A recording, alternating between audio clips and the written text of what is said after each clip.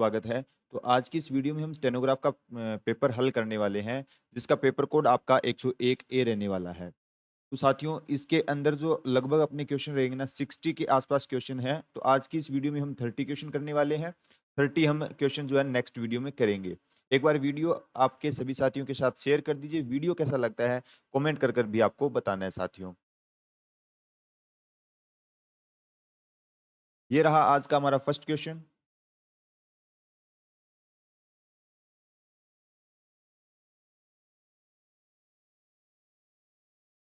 आपको यहाँ पर बताना है कि विश्व पर्यावरण दिवस जो है कब मनाया जाता है। विश्व पर्यावरण दिवस जो है साथियों कब मनाया जाता है, ये हमको यहाँ पर बताना है। तो इसके लिए हमारा जो राइट आंसर रहने वाला है 5 जून को मनाया जाता है। कब मनाया जाता है? 5 जून को मनाया जाता है साथियों।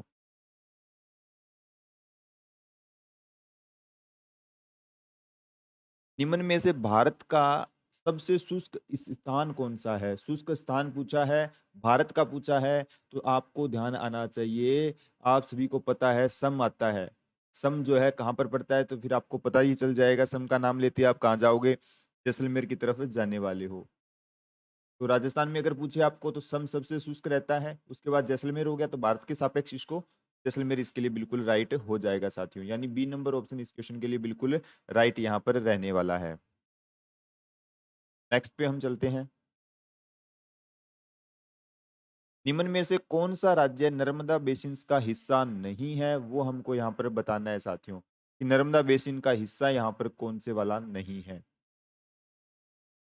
साथियों, इसके लिए जो राइट रहेगा, नर्मदा बेसिन की बात आई है तो राइट हो जाएगा आपका राजस्थान। राइट क्या हो जाएगा? राजस्थान। इसके लिए बिल्कुल राइट आंसर यहाँ पर हो जाएगा साथियों। नेक्स्ट क्वेश्चन पे हम चलते हैं।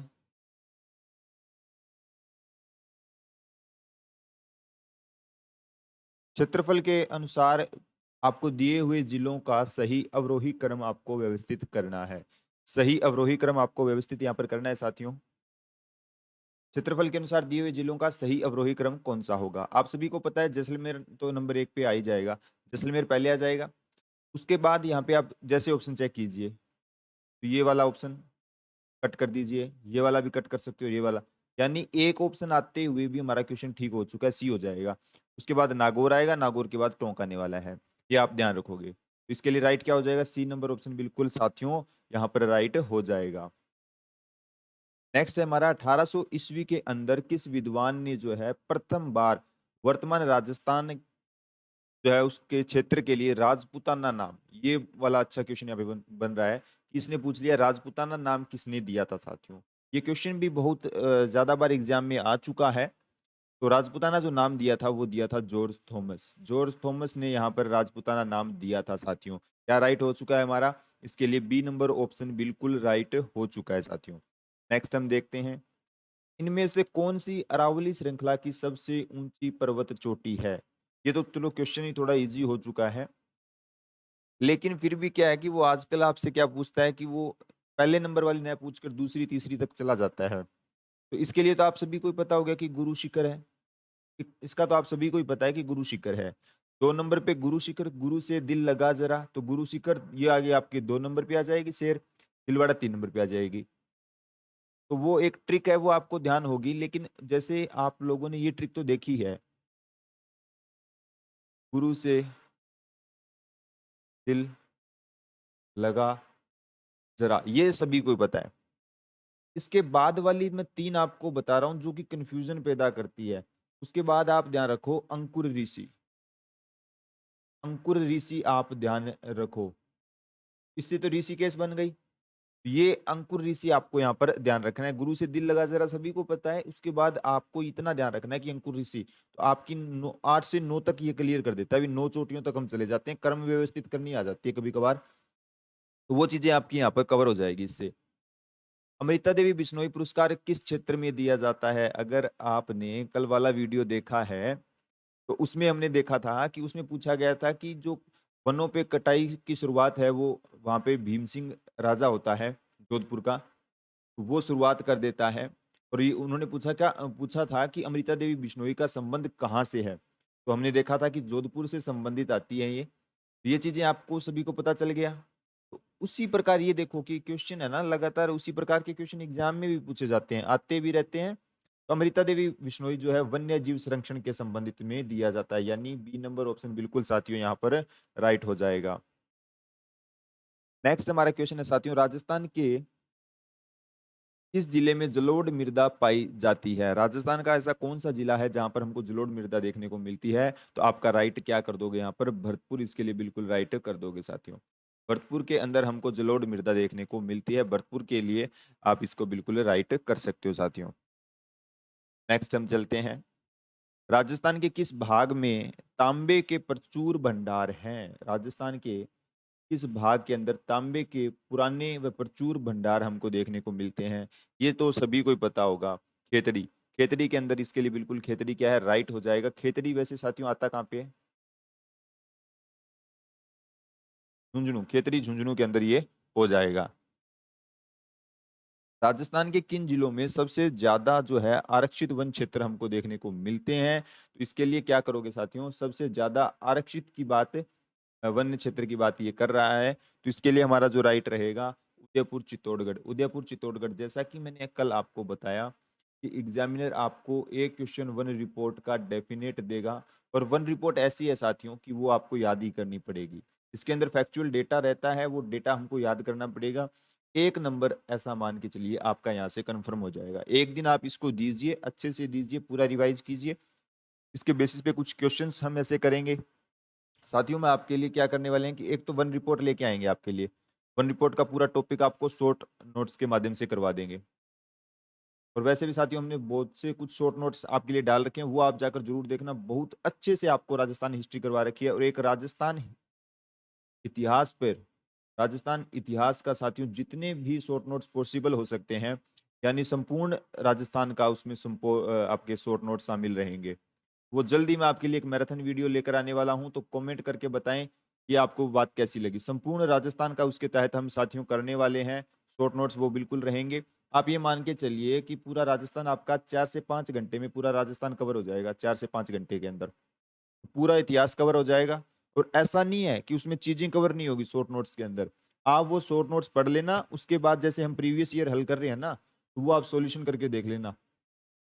अप्रोक्स आपके 90% क्वेश्चन यहाँ से कवर हो जाएंगे शॉर्ट नोट से। वो 10% ऐसा होता है साथियों कि आपको ना बहुत ज्यादा डेटा पढ़ना पड़ता है, कुछ वन रिपोर्ट्स वगैरह चेंज हो जाती है, वो डेटा है वो तो चेंज होता ही है। मैं आपको कह रहा हूँ 90% आपका कवर हो गया, तो जरूरत ही नहीं है ज्यादा कुछ करने की। संपूर्ण राजस्थान इतिहास का मैं आपको ऐसा नहीं कह रहा, आप पहले चेक कर लेना, फिर क्वेश्चन अटेम्प्ट करके देखना। वहां से मैं आपको ये भी बता सकता हूँ कि कहाँ से क्वेश्चन आए हैं। तो आप ये करके देखिए, वो संपूर्ण राजस्थान का मैं इतिहास का लेके आ रहा हूँ, तो वो आप देखना, बहुत अच्छे शॉर्ट नोट हैं, कम समय में आपका पूरा टॉपिक कवर हो जाएगा।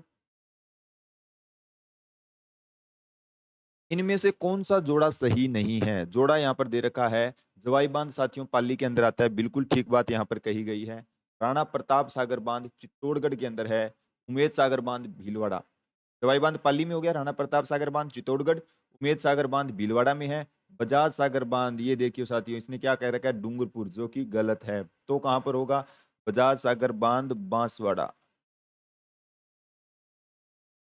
ये कहां पर हो गया आपका? बजाज सागर बांध कहां पे आ जाएगा साथियों? बांसवाड़ा इसके लिए बिल्कुल राइट रहेगा। इसने डूंगरपुर दे रखा है, जो कि गलत है यहाँ पर।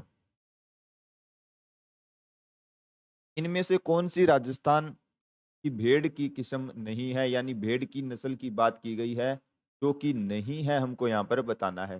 चोकला भेड़ की नस्ल है, पुगल भेड़ की है, मगरा भेड़ की है। चोकला, पुगल और मगरा जो है वो आपकी भेड़ की नस्ल है। लेकिन देखिए साथी, यहाँ पर इसने बता रखा है बर्बरी। बर्बरी आप सभी को पता ही है बकरी की नस्ल है। बर्बरी क्या है? बकरी की नस्ल यहाँ पर हो जाएगा। नेक्स्ट हम देखते हैं,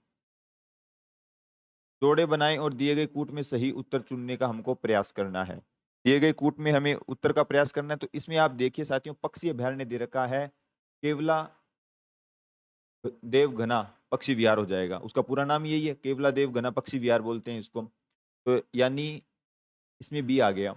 उसके बाद बाघ परियोजना पूछी है। बाघ परियोजना आप सभी को पता है, रणथंभौर आपकी क्या है? एक बाघ परियोजना है, यानी इसके अंदर सी आ चुका है। काला हिरण अभयारण्य तो सभी को पता है, ताल छापर। ताल छापर कहां पर आता है साथियों? ये चूरू के अंदर है। तो यानी इसमें ए आ गया, तो आपका बी, सी, ए ये वाला ऑप्शन साथियों बिल्कुल यहाँ पर राइट रहने वाला है। इसको आप एक बार चेक कर लीजिए, यही आंसर आपका यहाँ पर रहने वाला है। ये डी नंबर ऑप्शन इसके लिए बी, सी, ए ये बिल्कुल राइट हो जाएगा साथियों। नेक्स्ट है, निम्न में से राजस्थान के किस जिले में सबसे ज्यादा गेहूं उगाया जाता है? गेहूं उगाने की बात कर रही है और सबसे ज्यादा तो आप सभी को पता है गंगानगर इसके लिए बिल्कुल राइट हो जाएगा। गंगानगर में सबसे ज्यादा यानी सर्वाधिक गेहूं गंगानगर हो जाएगा साथियों। निम्न में से निम्न आपको ये बताना है कि सभी राजस्थान की रबी की तिलहन है सिवाय एक को छोड़कर यहाँ पर तीन जो है तिलहन की फसलें हैं रबी की, तो आपको एक को स्किप करना है, बताना है कि कौन सी यहाँ पर नहीं है साथियों। तो आप देखिए तोरिया सरसों है, रबी की है, तिलहन की फसल है। तारमीरा भी रबी में होता है, आता है, और अलसी भी आती है साथियों। लेकिन इसने कहा है सिवाय इसके नहीं है, तो मूंगफली नहीं होगी साथियों। मूंगफली इसके लिए बिल्कुल राइट हो जाएगा। ये जो है ना रबी की फसल नहीं है, रबी की तिलहन फसल नहीं है मूंगफली। 3 नंबर ऑप्शन बिल्कुल इसके लिए क्या है, राइट हो जाएगा।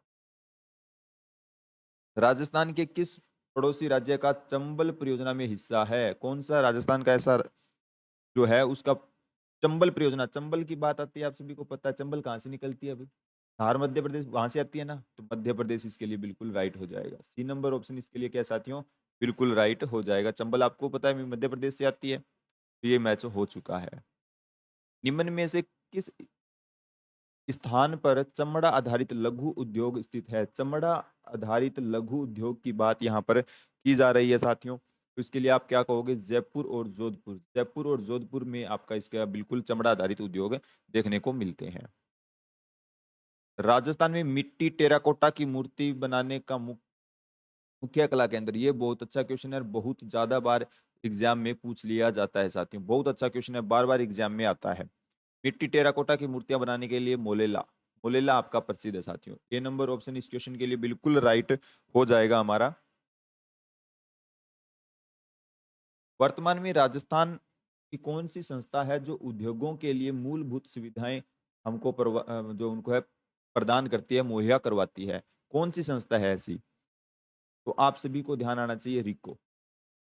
रिको है ना साथियों, जो रिको है वो जो राजस्थान की उद्योग संस्थाएं हैं उनको मूलभूत सुविधाएं जो होती है वो उपलब्ध करवाती है यहाँ पर। राजस्थान का दूसरा सबसे बड़ा सौर ऊर्जा पार्क कहाँ पर स्थित है? सौर ऊर्जा पार्क की बात हो रही है, दूसरा सबसे बड़ा की बात इसने पूछा है।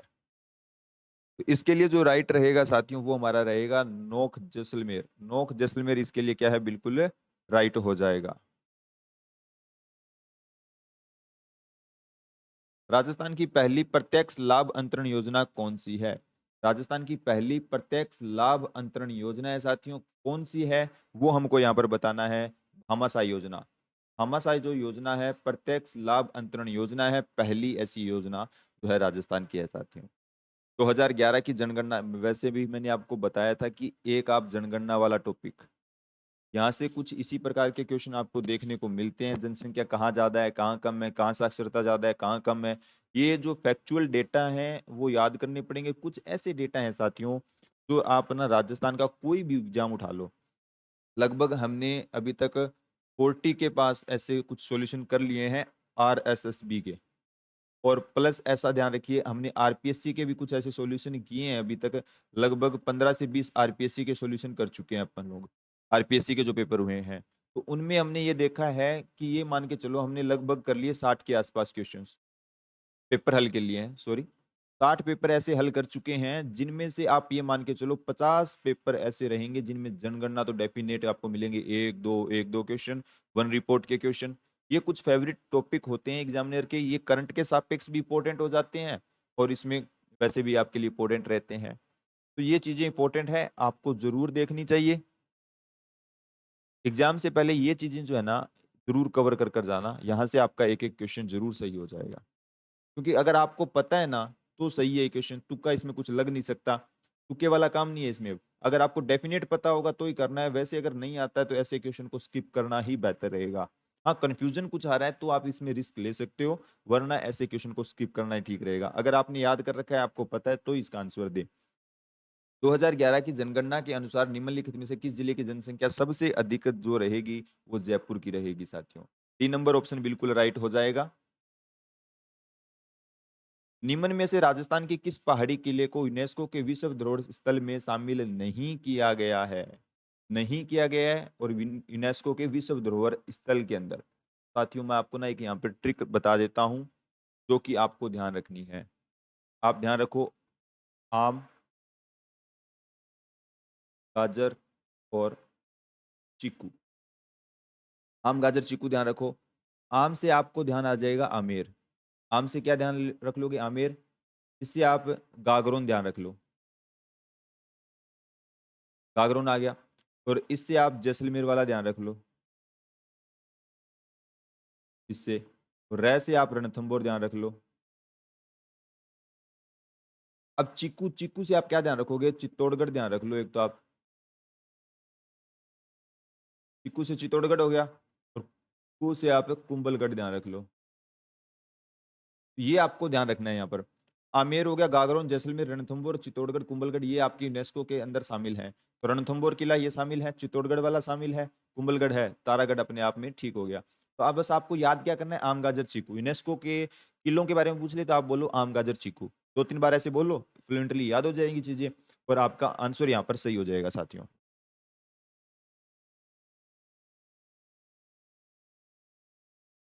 कान्नड़ देव प्रबंध जो रचना है वो किसकी है? कान्नड़ देव प्रबंध आप सभी को पता है पद्मनाभ की है। इसके साथियों, पद्मनाभ की रचना का नाम है कान्नड़ देव प्रबंध। नेक्स्ट हम देखते हैं, निम्न में से कौन से मेले उनके मनाने के महीने का जोड़ा सही नहीं है?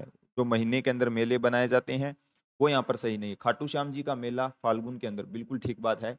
पुष्कर मेला कार्तिक पूर्णिमा को लगता है साथियों, कार्तिक पूर्णिमा। बाबा रामदेव जी का मेला ये देखिए साथियों, श्रावण दे रखा है जो कि गलत है। तो कौन से महीने में? अभी कौन सा महीना चल रहा है? भाद्रपद। भाद्रपद में और बाबा रामदेव जी का मेला लगता है। दूज से लेके एकादशी तक यानी 11 तक वो मेला लगता है साथियों। नेक्स्ट क्वेश्चन पे हम चलते हैं। निम्न में से राज्य का कौन सा लोक नृत्य प्रसिद्ध तौर पर स्नेक चार्म डांस के नाम से भी जाना जाता है? कालबेलिया नृत्य। कालबेलिया नृत्य साथियों आपका स्नेक चार्म डांस के नाम से जाना जाता है। तो आप ये है ना, ये वाला पॉइंट है ना, अपने नोट्स में अपडेट करके इसको नोट डाउन कर लो। कालबेलिया नृत्य को किस नाम से भी जाना जाता है? स्नेक चार्म डांस के नाम से भी जाना जाता है। आप ये भी देख सकते हो यहाँ पर चार्म डांस, ये आपको नोट करना है साथियों। एग्जामिनर कहीं फिर से आपको क्वेश्चन ये पुटअप कर देगा, आप सोचोगे कहाँ से ऐसा क्वेश्चन पुटअप हुआ है। और कालबेलिया नृत्य बहुत बार एग्जाम में पूछा जाता है। निम्न में आपको बताना है कि सभी सहेलियां ढूंढाड़ चित्रकला स्कूल से संबंधित है सिवाय एक को, यानी एक 3 इसके अंदर ढूंढाड़ से संबंधित हो जाएगी, एक किसी अलग से संबंधित है। आमेर शैली है जो ढूंढाड़ में आएंगी, जयपुर शैली ढूंढाड़ में आएगी, उनियारा शैली ढूंढाड़ में आएगी, बूंदी शैली। अब बूंदी शैली का नाम देखते ही आपको ध्यान आ जाएगा। क्वेश्चन के लिए बिल्कुल राइट क्या हो जाएगा? डी नंबर ऑप्शन साथियों बिल्कुल यहाँ पर राइट रहने वाला है। बाबूजी की फड़ सुनाते समय इस मुख्य वाद्य यंत्र का उपयोग किया जाता है। तो आप सभी को ध्यान आना चाहिए, बाबूजी की फड़ जो है उसके साथ कौन सा वाद्य यंत्र का हम उपयोग करते हैं? उसके साथ हम उपयोग करते हैं रावण हत्ता। क्या उपयोग करते हैं? रावण हत्ता का प्रयोग बाबूजी की फड़ के साथ किया जाता है। और आपको ध्यान ये भी आना चाहिए, बाबूजी को ऊंट रक्षक देवता कहा जाता है। ऊंट रक्षक देवता कहा जाता है। मतलब राजस्थान में ऊंट लाने का श्रेय भी इन्हीं को जाता है, बाबूजी को ही जाता है साथियों। आपको बताना है कि राजस्थान का यह स्थान जो पहले विराटनगर से जाना जाता था, जहां पर पांडवों ने अज्ञातवास का 1 वर्ष बिताया था, आज किस नाम से जाना जाता है? पांडवों ने जहां पर अज्ञातवास बिताया था उसको हम बैराट के नाम से जानते हैं साथियों। किस नाम से जानते हैं? बैराट के नाम से जानते हैं। आज का हमारा अंतिम क्वेश्चन यही रखेंगे हम। इसके बाद हमारे लगभग हमने आज 30 क्वेश्चन ये कर चुके हैं, +30 इस पेपर के और बचते हैं। बहुत अच्छा पेपर था साथियों। तो 30 हम कल के वीडियो में करने वाले हैं। वीडियो आपको कैसा लगा है कमेंट कर जरूर बताएं। एक बार सभी साथियों के साथ इसे आप शेयर जरूर कर दें।